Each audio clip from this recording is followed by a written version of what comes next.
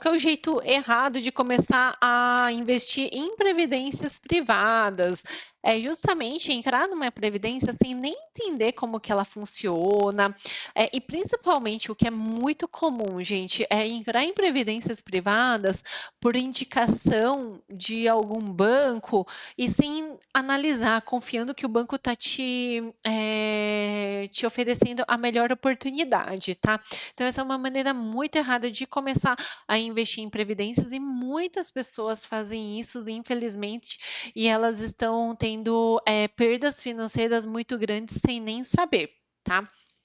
Vou dar um exemplo aqui de jeito muito errado de investir em previdência privada, assim, é um exemplo real de uma previdência que existe, tá, do Banco do Brasil, e tem de outros bancões mesmo. Para vocês terem uma ideia, é a previdência com o maior número de um dos maiores números de cotistas, eu não sei se ainda é o maior.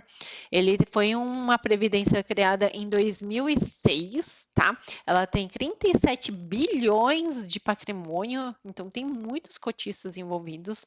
Olha aqui, a taxa de administração de 1,25%, então uma taxa de administração extremamente alta, e o retorno ao longo dos últimos 10 anos foi de 85,75% do CDI.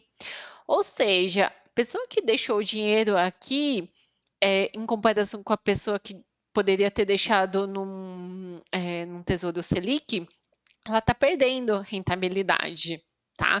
Então, apesar de ter os benefícios da previdência, ela não está rendendo bem, porque pegou uma indicação, assim, às vezes do próprio banco e tudo mais. Então, não entrem em qualquer previdência privada sem antes analisar certinho como fazer uma boa escolha, tá? Então, qual que é outro ponto, assim, que é extremamente importante vocês analisarem antes de, contratarem uma previdência privada? Então, olhar taxa de administração, aqui é um roteirinho mesmo, tá, gente? É bem interessante vocês anotarem isso.